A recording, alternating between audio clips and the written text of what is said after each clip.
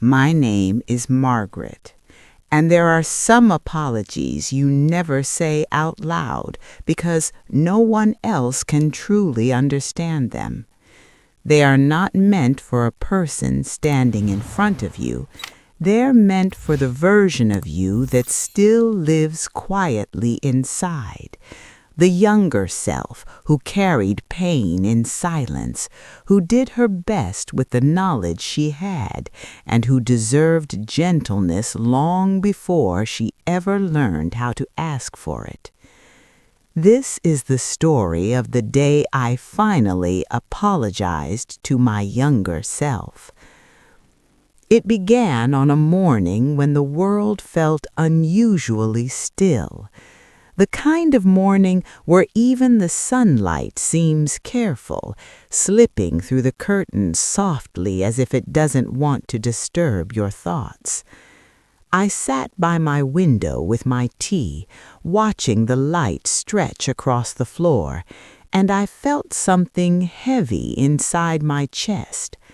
Not the sharp kind of pain that arrives with sudden loss. This was older pain. The kind that has been with you for years, buried under routine and responsibility, hidden beneath all the things you tell yourself to keep going. I had been cleaning my home the day before, sorting through drawers I rarely opened. When you reach my age, cleaning becomes more than cleaning. It becomes a conversation with time. Every object has a history. Every old paper carries a memory. And when you touch those memories, they touch you back. In one drawer, I found an old notebook with a faded cover. The edges were worn. The pages were yellowed. At first, I didn't recognize it. Then my fingers touched the first page, and my breath caught. It was my diary. Not the kind young girls write with dramatic secrets, but the kind a younger Margaret kept when she didn't know how else to hold her feelings. Back then, I was the type of woman who looked strong even when she was falling apart. I didn't want to burden anyone. I didn't want to appear weak, so I wrote. I poured my feelings into paper because paper doesn't judge. I sat at the table and opened the diary slowly. The handwriting was smaller than mine is now, tighter, like I was trying to take up less space even on the page. I traced the letters lightly with my finger and realized something painful. I had been shrinking myself for most of my life. I began reading. At first it was harmless, daily notes, small worries, thoughts about chores and responsibilities. But then I reached deeper pages, pages that made my chest tighten, pages filled with loneliness, self-doubt, and a kind of silent suffering that younger Margaret never showed to anyone. One entry said, "I feel tired, but I don't deserve rest." Another said, "I wish someone would notice I'm not okay." Another said, "I keep smiling because if I stop, I might break." I read those words and felt tears form in my eyes instantly, not because of the words alone, but because I recognized the girl behind them. I remembered her. I remembered how hard she tried, how much she carried, how little comfort she allowed herself. That night I slept badly. The diary sat beside my bed like a quiet witness. Every time I closed my eyes, I saw those sentences, and in the darkness I realized something I had never admitted before. I had never apologized to my younger me. for how harsh I was, for how often I blamed her, for how many times I told her to just be stronger instead of allowing her to be human. So the next morning I made my tea and sat by the window as if I needed the light to keep me steady. I placed the diary on the cable. Then I took out a clean piece of paper and a pen. My hand hesitated. What was I even going to say? How do you apologize to someone who no longer exists the way she used to? And yet she did exist. She lived in my memories. She lived in my habits. She lived in the way I still sometimes apologized too quickly. She lived in the way my heart still flinched when someone raised their voice. So I began. Dear Margaret. I stopped. It felt strange writing my own name like that, as if I were speaking to a sister. But maybe that is exactly what it was. The younger me wasn't my enemy. She wasn't my weakness. She was my beginning. Dear Margaret, I wrote again, and then the words started arriving. I wrote about how sorry I was for pushing her too hard, for believing that love had to be earned through sacrifice, for thinking she had to accept pain quietly to deserve belonging. I wrote about the times she stayed in situations that hurt her because she was afraid of being alone. I wrote, you were not weak, you were exhausted. Then I paused and looked out the window. The sunlight was stronger now, warming the edge of my cup. Outside, the world continued, but inside my kitchen, time felt folded, like the older Margaret and the younger Margaret were both sitting there at the table. And I spoke softly, as if she could hear. I'm sorry, I whispered. And for the first time in a long time, I let myself cry, not in shame, but in compassion. And I let myself cry, not in shame, but in compassion, the kind of compassion I had offered to everyone else my whole life, but rarely to myself. The tears weren't loud, they were quiet and steady, falling the way rain falls when it finally has permission. I stayed seated at the table with the letter in front of me, my hand resting on the paper as if it were a warm shoulder. I read what I had written again, slowly, and with each line I felt something inside me loosen. I realized that I had carried a silent belief for decades that if I was hard on myself, I would become better. That if I demanded perfection, I would avoid mistakes, that if I punished my own feelings, I would never inconvenience anyone. But that belief had not made me better. It had made me tired. I wiped my eyes and glanced at the diary again. It lay open like a doorway. The younger Margaret's words stared back at me, honest and raw. And in those words I could see the roots of so many habits I still carried, the need to prove myself, the fear of disappointing others, the guilt that arrived whenever I chose rest over responsibility. I turned the page and read another entry, one I had forgotten completely. Today I wanted to say no, but I said yes. I smiled like it was fine. I always do that. The sentence hit me like a quiet slap.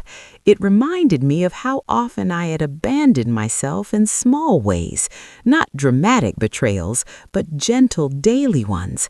Each time I swallowed my needs, each time I forced myself to be agreeable, each time I offered kindness to everyone else while speaking harshly to my own heart.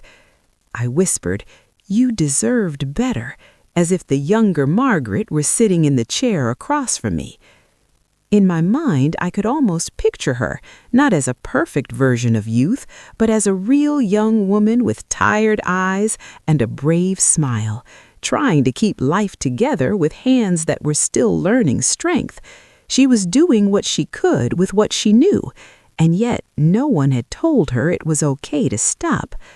So I kept writing. I wrote, "I'm sorry you felt like love had to be earned." I wrote, "I'm sorry you thought you had to suffer quietly to be considered good." I wrote, "I'm sorry you apologized for taking up space." Each sentence felt like lifting a stone from a deep pocket. I didn't know how many stones I had carried until I began placing them down. Then, as I wrote, memories started arriving. Not just the clean memories people like to tell at family gatherings, but the ones we hide, the ones that shape us in private. I remembered being young and standing in front of the mirror, pulling at my clothes, trying to look right. I remembered counting what I ate because I thought being smaller meant being more lovable. I remembered the first time someone dismissed my feelings, and I decided quietly that my feelings must not matter. I remembered the first time I was truly overwhelmed and asked for help, and the way I felt embarrassed afterward, as if needing help was a failure. I remembered the nights I lay in bed beside my husband, both of us exhausted, and how I wanted to say, "I need more tenderness," but I didn't. I convinced myself wanting tenderness was selfish. I convinced myself that being a good wife meant always being understanding, always being patient, always being strong. And the truth is, I was patient, I was understanding, I was strong, but I was also lonely. Loneliness inside a marriage is a quiet kind of heartbreak. You can't always explain it because there is still love there. There are still good days. There are still shared responsibilities. But sometimes there is a distance that grows without anyone naming it. When I read my old diary entries, I realized younger Margaret had carried that loneliness without giving it a name. She had swallowed it and turned it into exhaustion. She had smiled through it and called it duty. I placed my pen down and rested my forehead in my hand. "Oh, sweetheart," I whispered, not to my children, not to my grandson, but to myself, to the girl who survived so much without ever being celebrated for it. Then something unexpected happened. I didn't just feel sadness, I felt pride. Because despite everything, she kept going. She raised children, she built a home, she created warmth in spaces that could have been cold. She gave love even when she didn't always receive it in the same way. She carried burdens quietly, and even if she didn't always make the right choice, she made the choice she thought would keep everyone safe. That deserves recognition. So I wrote that too. I wrote, "I'm proud of you." That line made my breath catch. I stared at it for a long time. It felt strange to praise myself because I had spent most of my life thinking praise was something you earn from others. But the more I looked at the words, the more I understood something new. Self-respect is also something you practice. If you wait for the world to applaud you, you may wait forever. But if you learn to honor yourself, you can finally breathe. I continued writing, but my tone shifted. It became softer, warmer, less regretful, and more nurturing. I wrote, "You did not fail. You survived." I wrote, "You were learning." I wrote, "You were worthy of gentle love even before you became strong." The letter began to feel like a hug, and then I realized the true reason I needed to apologize, not because I hated my past, but because I wanted to release it. I wanted to stop punishing myself for choices made from fear. I wanted to stop dragging old guilt behind me like a heavy suitcase. I wanted to allow the present Margaret, the older one, to finally live without constantly defending herself against her own memories. I looked at the window again. The sunlight was bright now, pouring into the room. Dust particles floated gently in the air like tiny moving stars. The beauty of it made me feel almost embarrassed, as if the world was too beautiful for a woman carrying so much regret. Then I remembered something my mother once said when I was young. You can't change yesterday, but you can stop letting it steal today. I had never understood that sentence until now. So I folded the letter carefully. I placed it inside the diary like a gift returned to the girl who wrote those pages. And I whispered again, softly but clearly, I forgive you. And when I whispered, I forgive you, I felt something inside me relax, as if a tight knot had finally been untied. Forgiveness is strange. We often imagine it as something we give to others, like a gift wrapped in effort. But self-forgiveness feels different. It feels like putting down a heavy bag you forgot you were carrying. It feels like realizing you don't have to keep proving you deserve peace. I sat there for a long while after that, hands folded in my lap, looking at the closed diary as if it had become a living thing. The younger Margaret's words were inside it, and now my words were too. Two voices separated by decades, finally meeting on the same pages.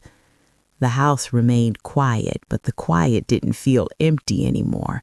It felt spacious, like my heart had more room to breathe. Later that day, I carried the diary to my living room and placed it on the shelf beside my old photo albums. It didn't feel like something to hide anymore. For years, I had treated my past like a fragile secret, something dangerous, something that might break me if I looked too closely. But now it felt like part of my story I could hold without fear. I made lunch and ate slowly. I noticed the taste more than usual. Even simple food felt warmer when my mind wasn't tangled in regret. I washed the dishes and listened to the water run, and I realized how peaceful ordinary life can be when you aren't at war with yourself. In the afternoon, I stood by the mirror again, the same mirror that had once made younger Margaret doubt herself, the mirror that had reflected every tired day, every line earned through time. I looked carefully at my face. Silver hair, gentle, deep wrinkles, eyes that had seen sorrow and still knew how to hope. I studied the woman staring back at me, the older Margaret, and I realized something quietly profound. I had spent so many years thinking the younger version of me was the real me, the one full of possibility, the one with smoother skin, faster steps, louder dreams. I had treated old age like a fading, like a dimming. But standing there, I understood that I was not faded. I was formed. I was shaped.